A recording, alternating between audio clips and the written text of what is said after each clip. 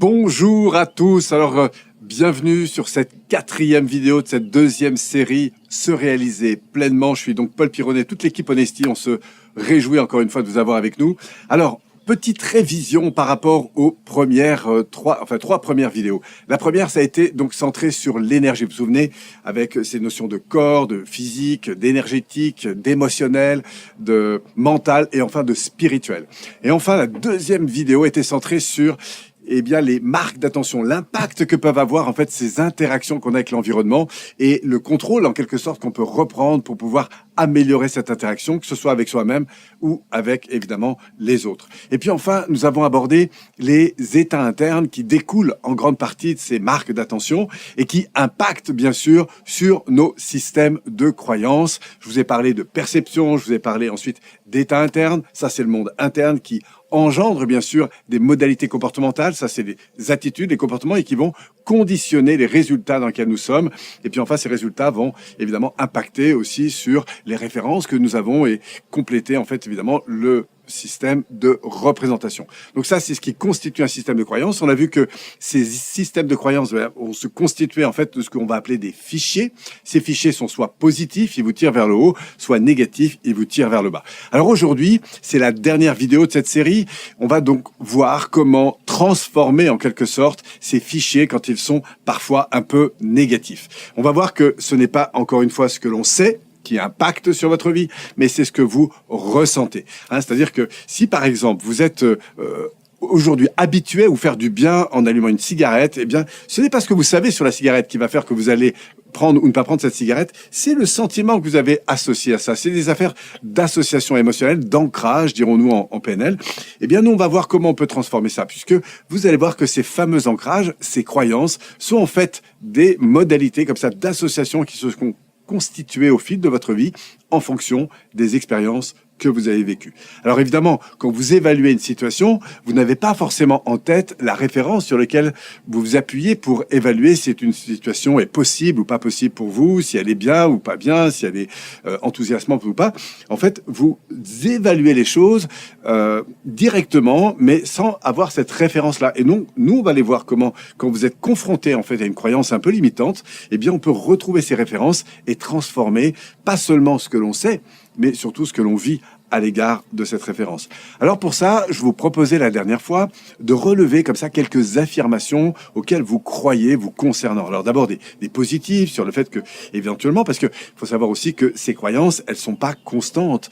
Il y a des jours quand vous vous sentez vraiment bien, quand vous vous sentez porté, eh bien vous sentez que le monde s'ouvre. Vous vous souvenez, c'est l'histoire de l'immeuble. Plus vous élevez dans votre énergie, plus vous sentez votre confiance grandir, plus vous avez une clarté sur ce quoi vous voulez aller, vers quoi vous voulez aller, plus du coup, eh bien, votre esprit vous apporte des ressources, vous connecte en fait à des savoir-faire qui vous permettent d'avancer. Mais si, à la différence de ça, votre esprit est rempli de doutes, s'il est rempli d'inquiétudes, s'il ne sait pas trop où il va, etc., eh bien, on a un phénomène inverse qui se met en place. C'est un phénomène de protection et qui va faire que, du coup, tout votre système nerveux, eh bien, va mobiliser, en fait, non pas des ressources, mais des états limitants pour justement vous freiner, parce que probablement qu'il y a peut-être un danger pour vous. Donc ce danger, bien sûr, se passe dans votre tête, et nous, on va voir comment le transformer, parce que s'il arrive une fois, 2 fois, 3 fois, 4 fois, eh bien, qu'est-ce qui se passe? Eh bien, il y a un automatisme qui se crée, et du coup, des évaluations qui vont se faire, quelle que soit la situation, et là, on va voir que c'est très important de transformer ça. Donc, je vous proposais donc de lister, et si vous ne l'avez pas fait, je vais vous proposer de stopper la caméra quelques minutes, enfin la caméra, pardon, le visuel sur lequel vous êtes, de stopper pour lister. Pensez d'abord par exemple à un projet important que vous avez, peut-être d'entreprendre une nouvelle activité, peut-être de vous lancer dans une nouvelle activité sportive ou dans une relation, peut-être de préparer une intervention importante que vous avez dans les quelques jours qui viennent, peut-être de réfléchir sur un projet, et de vous dire, quand je le sens pas trop, quels sont les propos que je me tiens, quels sont les discours comme ça qui ont tendance parfois à me freiner, c'est-à-dire à me mettre en protection, en fait, en quelque sorte, c'est-à-dire un peu en fermeture. Par exemple, moi, quand j'ai démarré dans l'activité professionnelle, il y a une chose qui a énormément freiné mon développement au départ, c'est comme j'avais pas fait d'études, de grandes études, j'imaginais mal comment je pouvais, du haut de mes 22 ans, 23 ans, parce que j'ai démarré assez jeune, eh bien, me pointer comme ça dans une entreprise et puis commencer. Et donc, effectivement, j'avais ces références qui revenaient en permanence, et du coup, ça me freinait beaucoup. Et dès que j'étais confronté justement dans une organisation, dans une réunion avec des personnes qui avaient justement, parce que la plupart à l'époque, hein, il faut remonter à 30 ans, en arrière, nous étions en 1987, et c'est vrai qu'au départ, j'y croyais pas beaucoup. Et heureusement d'ailleurs que des professionnels, des gens beaucoup plus avancés, m'ont soutenu, ont cru en moi, ils m'ont dit, OK, Paul, même si t'as pas encore tout ça, il y a des choses que tu as apprises que tu vas pouvoir mobiliser. Et donc à ce moment-là, qu'est-ce qui se passait dans ma tête? C'est que j'étais toujours en sous-évaluation. Vous voyez, à chaque fois, je me remettais, oula, est-ce que ça va marcher? Est-ce que ça va pas marcher? Et s'il n'y avait pas des gens qui m'avaient remobilisé, notamment grâce aux marques d'attention et tout ça, j'aurais jamais passé le cap. C'est absolument certain.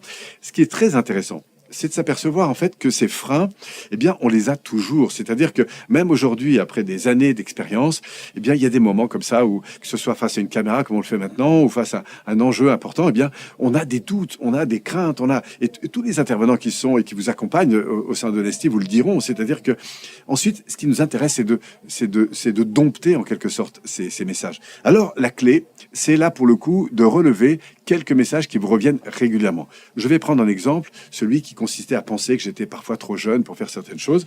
Et là, on va y aller en 5 étapes. La première, c'est d'identifier en fait ce qu'on appelle l'ancrage. C'est se mettre en relation avec cette croyance sans forcément la rejeter. C'est-à-dire, tiens, je me rends compte qu'effectivement, il y a ce propos que je me tiens et j'ai tendance effectivement à parfois à le justifier. C'est-à-dire, ah oui, c'est vrai, je suis un peu jeune pour faire ce genre de truc, ou je crois que je pourrais jamais lâcher l'entreprise que j'ai actuellement pour démarrer autre chose, parce que évidemment, il y a les freins, il y a la maison, il y a le travail, il y a la famille à s'occuper, et financièrement, etc. Donc, et puis, est-ce que je vais avoir le temps? Enfin, vous voyez, tout ce genre de freins. Donc, notez ces freins. Et puis, quand vous en avez un, par exemple, je suis trop jeune pour, de relever. Là, vous verrez qu'il y a 2 types qu'on appelle de croyances. Il y a ce qu'on appelle des relations de cause à effet, et ce qu'on appelle, c'est un peu jargon technique, mais ça s'appelle des équivalences complexes. Mais vous allez comprendre, c'est très simple. Une relation de cause à effet, c'est comme j'ai pas fait d'études, alors à l'évidence, je ne peux pas me lancer dans telle activité, comme je n'ai pas toujours eu le temps, alors à l'évidence, je ne peux pas, etc. Vous voyez. Donc il y a des causes sur lesquelles je m'appuie pour justifier en quelque sorte des conséquences. Et on en a comme ça plein. Comme je suis, par exemple, trop engagé dans mon activité, je ne peux pas construire quelque chose de plus sain à côté dans ma vie, comme ceci, comme cela, etc. Donc, il faut repérer ça. Ça, c'est une première type de croyance. Et puis, vous avez un deuxième type de croyance. C'est intéressant d'analyser sur quel champ vous êtes plutôt, notamment par rapport aux affirmations que vous avez. Il y a ce qu'on appelle des relations donc d'équivalence complexe. C'est-à-dire qu'on croit qu'une chose égale une autre chose. Par exemple, telle personne ne m'a pas appelé, égale, il ne pense pas à moi, ou il ne me considère pas, etc. Comme il ne m'a pas forcément soutenu dans telle démarche, ou dans tel propos, ou dans telle réunion, à l'évidence, il n'a rien à faire de ce que je défends, ou de ce que, etc. Vous voyez, et on va croire en fait. Pourquoi? Parce que le système nerveux, encore une fois, pris dans son marasme émotionnel, il a besoin d'avoir des références pour justifier ça, et il va parfois les construire. Et du coup, ça c'est... Voilà, c'est des choses qui arrivent. Donc, 2 types, hein, soit équivalence complexe, X égale Y, soit vous avez un X qui cause Y. Quelle que soit l'origine de la croyance que vous avez choisie, c'est important d'aller voir à quoi vous croyez parfois et sur quelle base vous déterminez ça. Qu'est-ce qui me fait dire, au fond, que cette croyance est vraie? Sur quoi j'appuie ça? Sur quelle expérience j'appuie ça? Et puis, ensuite, on va passer à la phase 2. Donc, vous voyez, imaginez un peu comme un triangle. La phase 1, c'est la prise de contact, le lien que vous allez avoir avec la croyance. La phase 2, c'est de resignifier, c'est de redéfinir, c'est de c'est de reconstituer en quelque sorte ce lien. C'est-à-dire en imaginant qu'une chose soit une chose et une autre soit une autre chose. Mais il faut le faire de manière très claire dans sa tête. C'est-à-dire, et si le fait que cette personne ne m'ait pas appelé était une chose, et le fait que je crois qu'effectivement elle pense pas à moi est une autre chose. Alors, intellectuellement, ça va assez vite, hein, mais voilà, c'est important de dissocier ça. Et si le fait d'avoir fait des études dans ce domaine était une chose, et le fait de pouvoir réussir ou pas était une autre chose. Est-ce que le fait, par exemple, de ne pas parler l'anglais ce qui est une chose, peut m'empêcher de voyager à l'étranger, ce qui est une autre chose. Vous voyez, c'est deux éléments différents. Et c'est important de prendre le temps de bien séparer les deux dans votre tête. Que X est une chose, que Y en est une autre. Pourquoi? Parce que votre système nerveux, lui, il a fait une association émotionnelle entre les deux.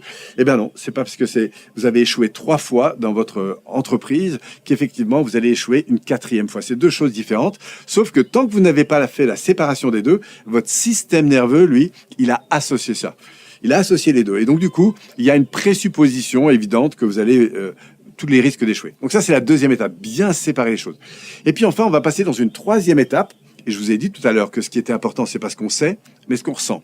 Et pour ça, il va falloir... vous allez imaginer que les deux choses soient bien séparées. Et si les choses étaient bien séparées, dans mon cadre de référence, là, de fermer les yeux et d'entrer dans cet espace émotionnel auquel vous accédez si vous séparez vraiment les deux. Par exemple, c'est vrai que j'ai échoué 3 fois dans mon passé, donc évidemment, à l'évident, je me demande si c'est fait pour moi. Et puis, imaginons que le fait que j'ai échoué 3 fois dans ce domaine, soit une chose, et le fait que je puisse réussir dans cette situation est une autre chose. Et à ce moment-là, d'entrer neurologiquement, c'est-à-dire physiologiquement, c'est-à-dire émotionnellement, ok, et si ça se passait comme ça? Et là, vous allez inspirer et aller chercher en fait la valeur à laquelle vous répondez. Et si ça se passait comme ça, à quoi je répondrais d'important pour moi? Eh bien, peut-être je pourrais m'engager dans quelque chose de nouveau. Peut-être je pourrais voyager, alors que jusqu'à présent, je pensais que c'était pas possible. Peut-être, etc. Et peut-être vous allez même entendre une libération par rapport à des choses que vous avez entendues dans votre univers familial ou culturel ou quoi que ce soit. Et là, prendre le temps d'entrer dans ce nouveau cadre de référence. Pourquoi? Parce que les croyances, c'est un peu comme un cadre de référence. Et donc, du coup, voilà, et de vous dire à quelle valeur je réponds, importantement. Ça, c'est très important de passer là-dessus. Au fond, si, bon, certes, j'ai pas fait forcément de grandes études, mais si au fond c'était possible, à quelle valeur je réponds? Eh ben, peut-être au fait de pouvoir maintenant transmettre, de fait de pouvoir maintenant apprendre des choses que j'ai pas appris à l'époque, peut-être de pouvoir me perfectionner vraiment sur un des aspects puissants sur lesquels je me suis plus particulièrement défendu dans ma vie et qui pourrait être utile aux autres dans certains contextes.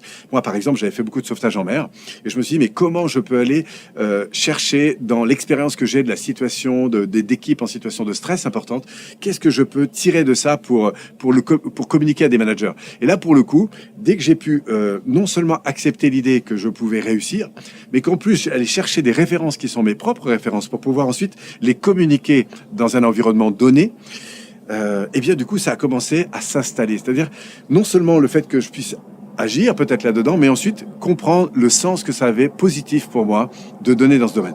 Donc si vous avez envie d'entreprendre, par exemple, parce que vous dites « oulala, je ne sais pas comment faire avec Internet, je ne connais pas », imaginez que ce soit possible. Et ensuite, dites-vous à quoi je réponds d'important pour moi si j'avance dans cette direction. À quoi je réponds d'important pour moi si j'avance dans cette direction. À quoi je réponds d'important pour moi.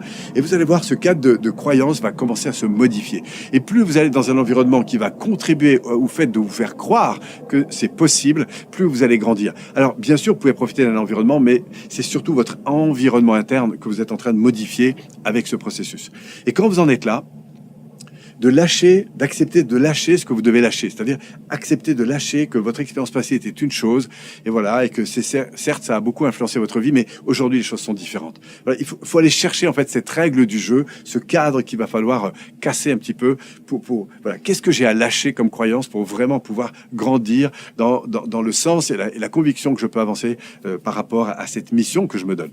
Et puis enfin, ce sera la dernière étape, c'est que vous allez aller chercher des contre-exemples. C'est-à-dire que vous allez commencer à vous dire, est-ce qu'il y a des personnes que je connais qui ont effectivement pas fait forcément beaucoup d'études, mais qui pour autant se sont développées dans une activité ou dans une autre, quelle que soit l'activité.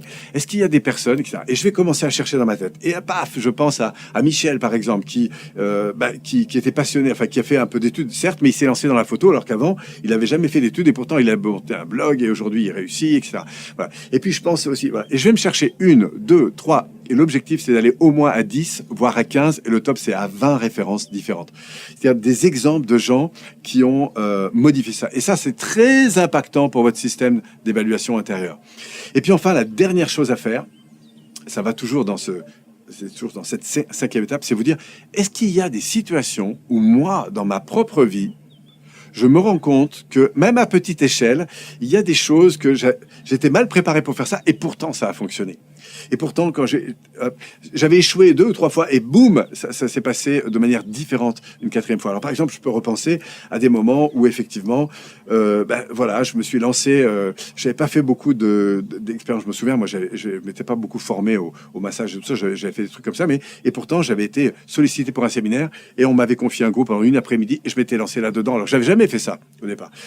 Par exemple, j'étais dans le secourisme, et bon, voilà, ça me passionnait, mais j'étais pas allé dans l'enseignement et voilà, c'était un moment, d'un coup, je suis passé sur autre chose et ça a fonctionné en fait, etc., etc. Et donc, plus je commence à aller chercher non seulement des références externes, mais surtout des références inversées, donc ce qu'on appelle des contre-exemples à ma croyance dans mes propres expériences, et bien du coup, on finit en fait de terminer, de transformer en fait le rapport qu'on avait avec cette croyance. Et quand vous repensez enfin à la croyance de départ, eh ben, c'est très curieux. Mais vous l'habitez plus du tout de la même façon. C'est-à-dire que ça n'a plus du tout la même résonance interne.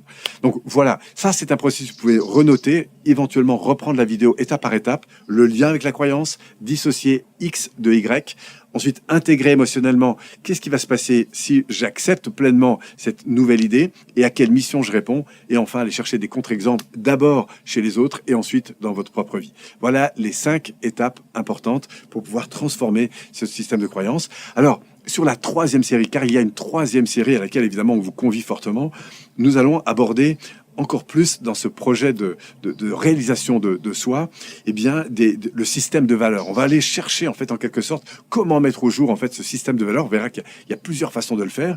Et puis, on grandira aussi sur ce qu'on appelle des niveaux logiques. C'est-à-dire qu'on verra à un niveau plus profond, eh bien, comment votre projet se construit par rapport à la conscience que vous avez de l'environnement, des comportements que vous avez mis en place, des ressources que vous avez mobilisées, de l'identité, enfin, des croyances que vous construisez, de l'identité dans laquelle vous êtes, et enfin, de la reliance au monde. Vous verrez ça avec beaucoup plus de détails dans les prochaines vidéos. Et puis on parlera aussi de communication, d'interaction, notamment quand vous êtes face à des divergences de points de vue. Bref, un programme très riche qui vous attend sur la 3e série. Voilà, nous sommes à la fin de cette 2e série, 4e vidéo. Je vous remercie encore infiniment et toute l'équipe Honesty se joint à moi pour ce remerciement. Ne lâchez rien, continuez à avancer. Félicitations pour tout ce que vous donnez. Et encore une fois, prenez soin de vous et au plaisir de vous retrouver. Merci.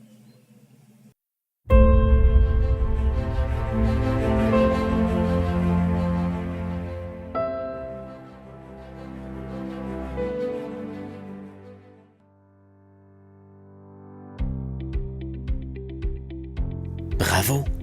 Vous avez maintenant terminé le 2e niveau de votre programme. Vous êtes génial, le saviez-vous? Nous vous conseillons fortement de maintenir ce précieux espace quotidien de 15 minutes que vous avez créé pour vous, pour votre mieux-être et votre santé. Il est toujours possible d'aller plus loin. Vous avez la possibilité de réécouter votre programme quand vous le désirez. Ou, si vous le souhaitez, vous pouvez passer au prochain niveau ou découvrir un autre thème. Gardez le contact et plongez-vous dans l'univers de la communauté Honesty. En terminant votre programme, vous vous offrez et vous nous offrez la plus belle récompense dont nous pouvions rêver. Votre mieux-être est primordial. Toute l'équipe Honesty a été portée par ce merveilleux projet, car ce qui nous anime est d'imaginer de faire une différence dans votre vie et dans celle de milliers d'autres personnes. Nous vous souhaitons une merveilleuse continuation dans votre voyage et tellement de bonheur dans votre vie.